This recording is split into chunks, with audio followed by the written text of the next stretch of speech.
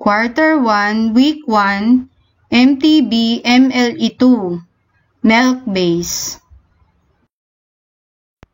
Layunin: wastong paggamit ng magagalang na pagbati at pananalita ayon sa sitwasyon at higit na malinang ang iyong kakayahan sa pagbasa at pagsulat. Makikinig at makikilahok sa talakayan ng pangkat o klase tungkol sa tekstong napakinggan. Maipahahayag mo ang elemento ng kwento at ang kahulugan nito. Unang araw. Pagsagot sa panimulang pagtataya. Gawain sa pagkatuto bilang isa. Lagyan ng check kung ang sitwasyon ay nagpapakita ng paggalang at X kung hindi. Kopyahin at isulat ang iyong sagot sa kwaderno. Unang bilang. Gumagamit si Luis ng po at opo sa pakikipag-usap sa mga nakatatanda sa kanya. Ikalawang bilang. Hindi pinansin ni Jana ang kanyang guro na makasalubong niya ito sa daan. Ikatlong bilang. Magiliw na binati ni Carla si Aling Tasing nang pumunta ito sa kanilang bahay. May mga magagalang na pagbati at pananalita na ginagamit sa iba't ibang sitwasyon tulad ng unang bilang.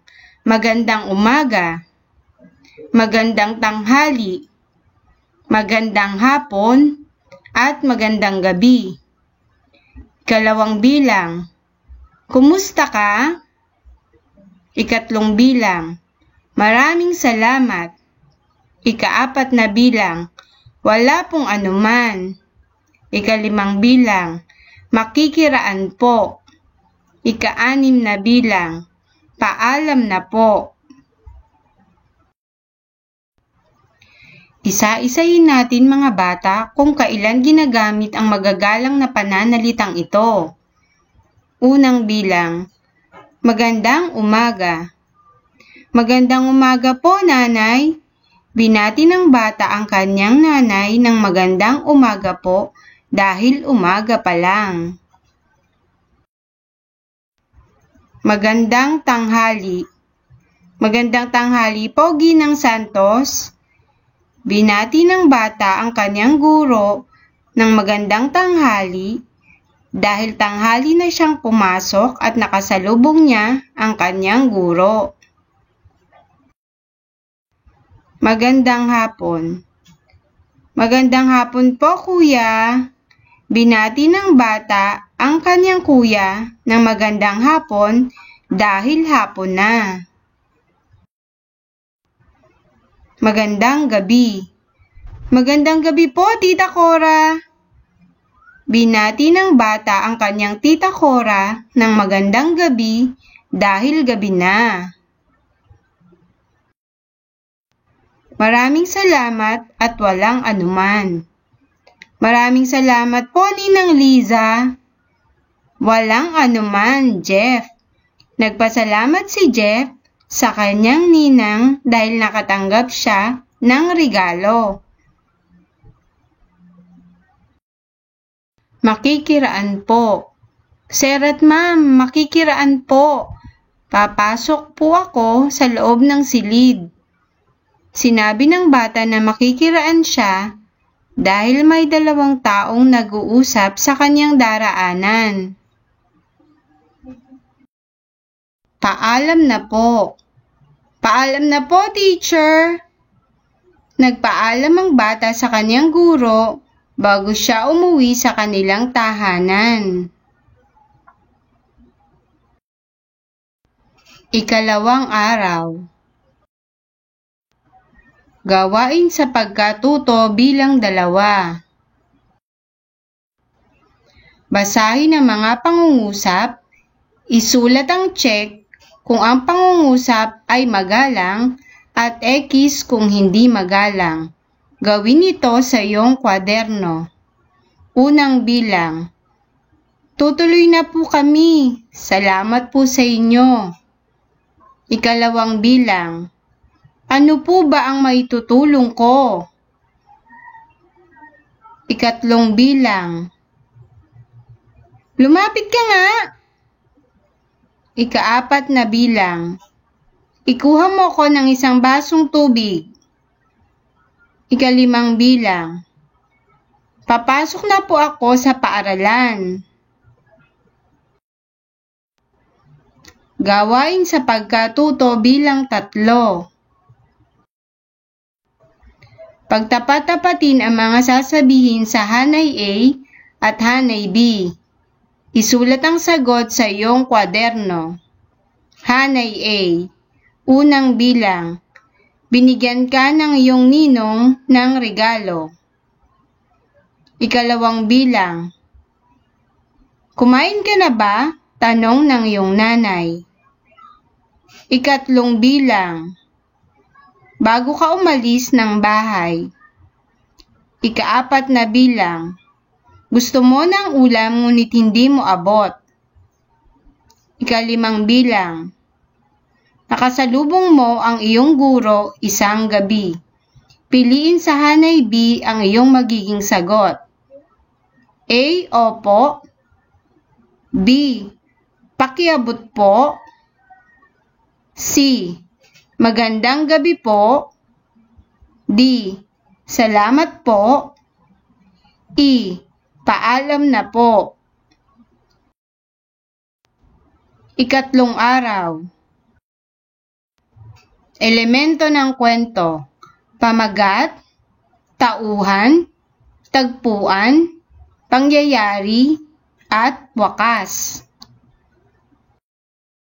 Basahin ang kwento. Sabayan niyo nga ako mga bata sa pagbasa ng kwento. Ang Batang Magalang. Akda ni Lucinda T. Hidalgo. Ang batang si June ay magalang. Siya ay laging gumagamit ng po at opo. Minsan ay nakasalubong niya ang kanyang guro sa daan at binati niya ito ng magandang umaga po. Magalang din siyang nagpaalam. Pamagat. Ang pamagat ay matatagpuan sa pinakaibabaw ng kwento.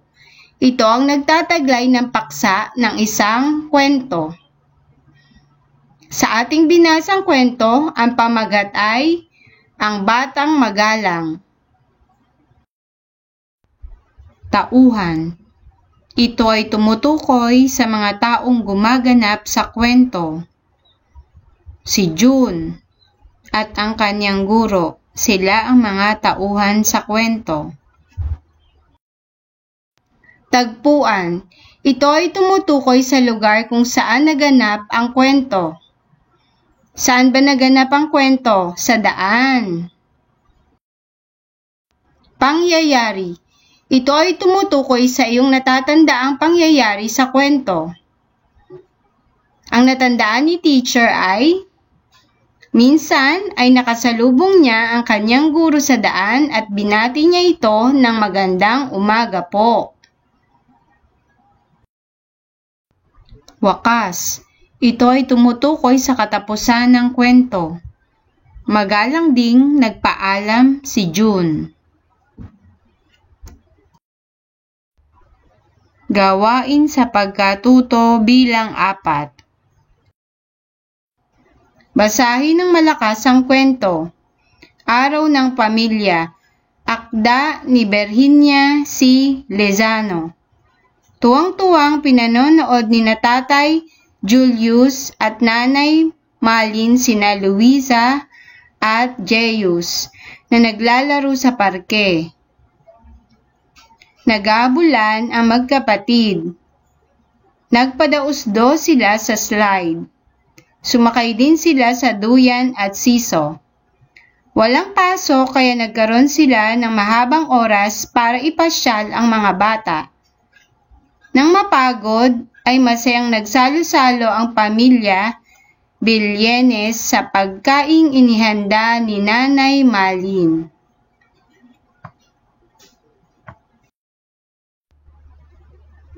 Gawain sa pagkatuto bilang 5. Kaugnay sa binasang kwento, sagutin ang sumusunod na katanungan sa kompletong pangungusap. Gawin ito sa iyong kwaderno. Unang bilang, sino ang tauhan sa kwentong iyong binasa? Ikalawang bilang, saan nangyari ang kwento? Ikatlong bilang, bakit tuwang-tuwa sina Tatay Julius at Nanay Malin?